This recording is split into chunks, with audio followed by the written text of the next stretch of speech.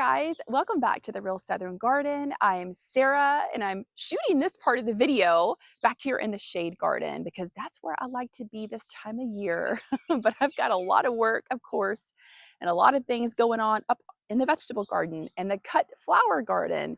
I've expanded the cut flower garden quite a bit this year with about, I guess, 500 extra square feet of growing space, not counting the rows where you walk. So it's going to be a lot bigger, but it won't be blooming till about mid-July. So it's just a bunch of dirt right now with some teeny tiny plants. But my vegetable garden is doing pretty fantastic. And today I want to give you a little overview of that and show you how I'm trellising my cucumbers. I've got the neatest trellis system from Vego Garden. It is beautiful. It has a great weight to it. And I'm using it for my cucumbers. It would work for so many things. So I can't wait to share that with you. So come along with me. I've got my sun hat on. We're gonna head up to the sun and the heat up in the vegetable garden. Let's go.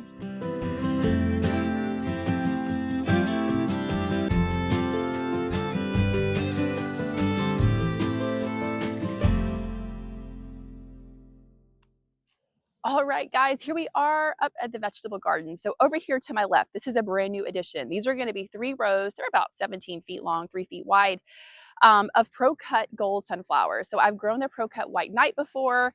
I'm gonna do the gold this year because they're just your standard kind of look. And I hear that they're even better for pest pressure, that the White Knight gets a little bit more of bug pressure on them. I actually haven't had trouble with that, but before I do a large amount, I would like to do the crop that has the best success rate. So we're doing the Pro Cut Gold here. Can't wait for you to see those in like mid-July.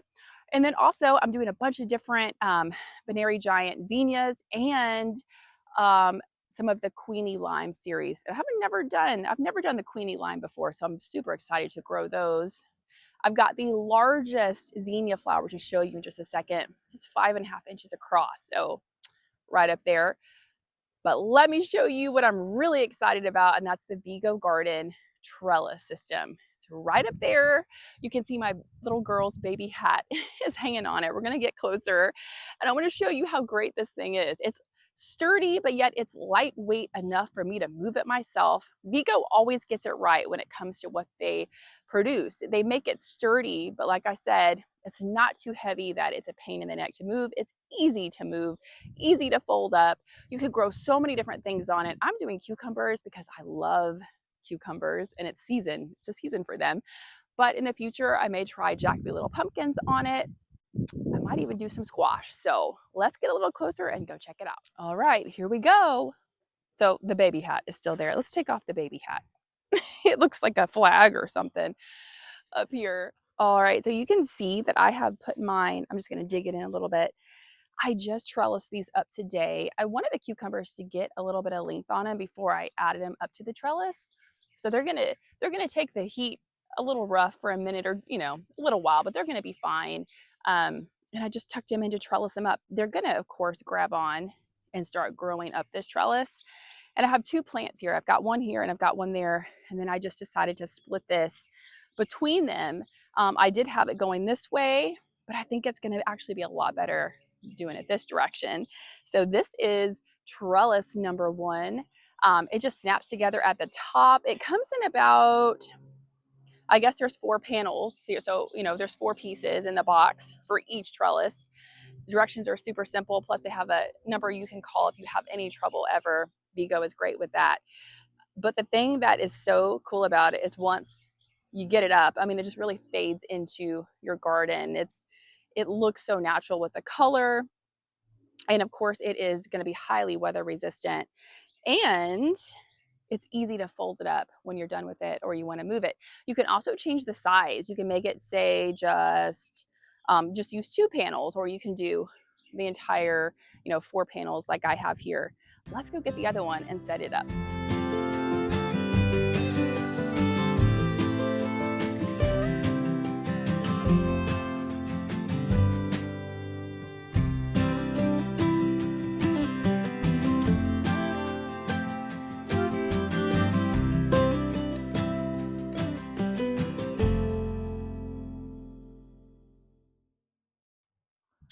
All right, so I got this one set. Actually, it's a little crooked, so when I move it, I'll move it over. It's so easy to move. That's what I love.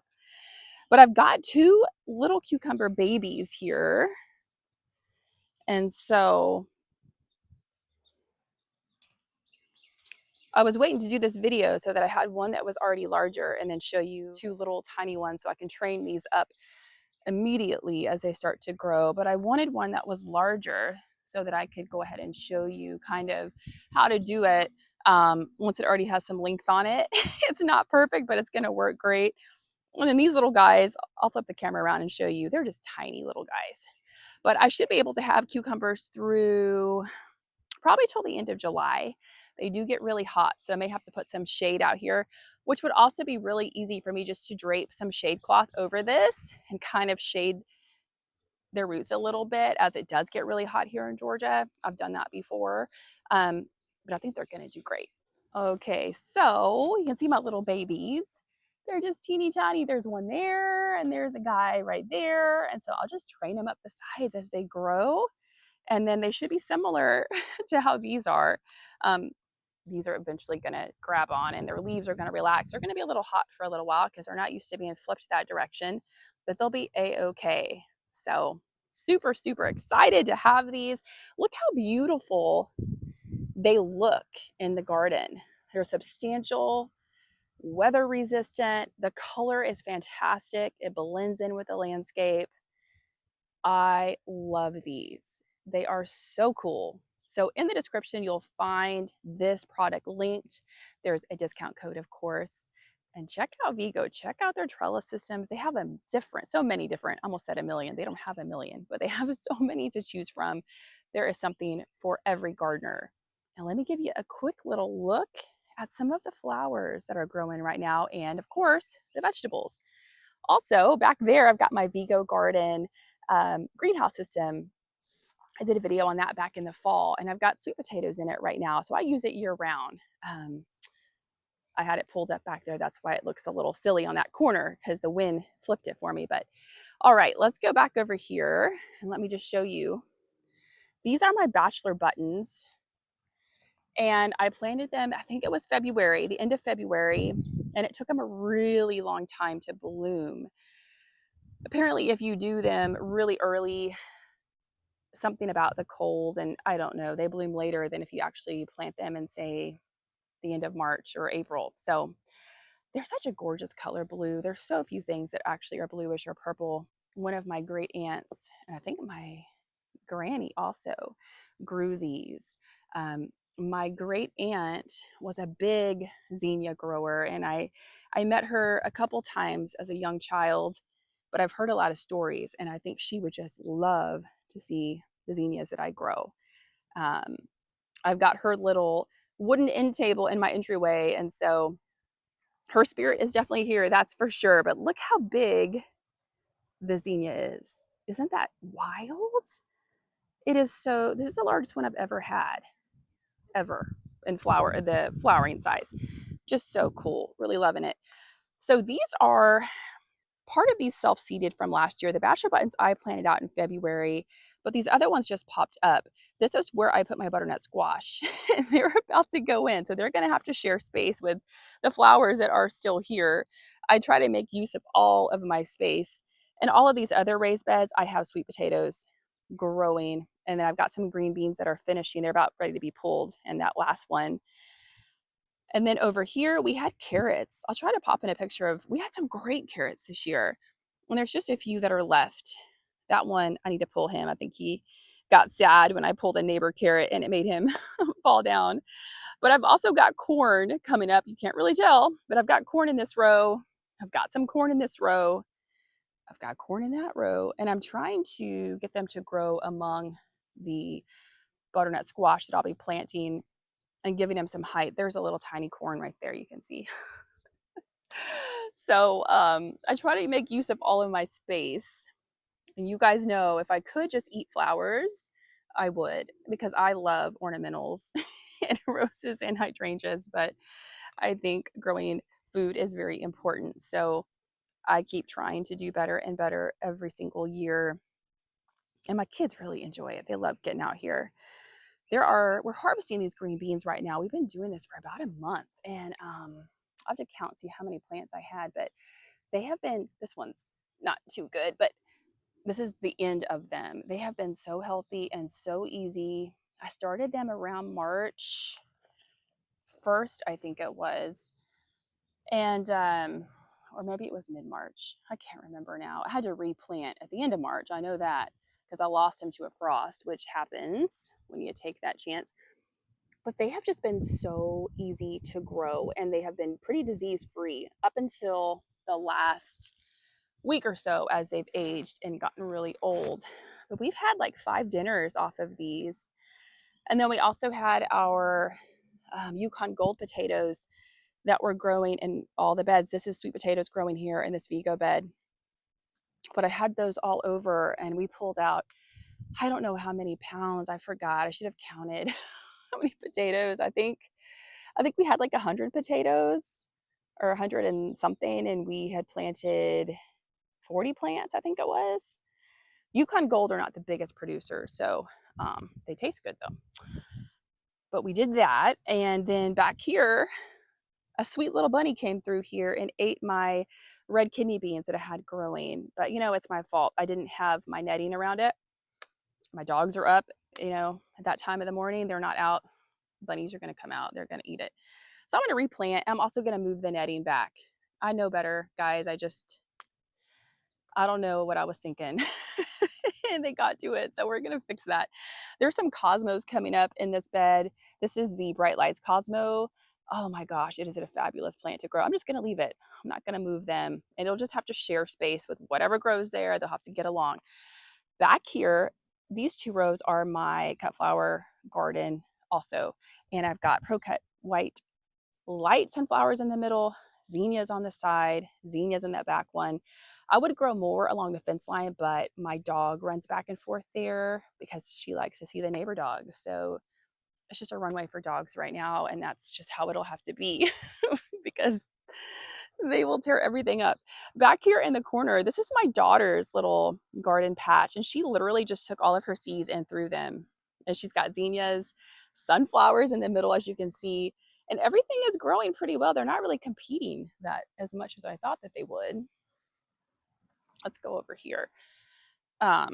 More sweet potatoes here. These are in ground. I'm going to trellis those up so that they don't set roots everywhere and make a bunch of tiny ones. I want just large sweet potatoes if I can. But yeah, she also threw corn in here. And the corn is somehow growing. I told her, you know, it needs space and it has to pollinate a certain way, but we're letting her just do her thing. And this is a form of chaos gardening, as I call it. I'm going to have some more of the white light sunflowers growing here. We have a few random zinnias that have come up from last year.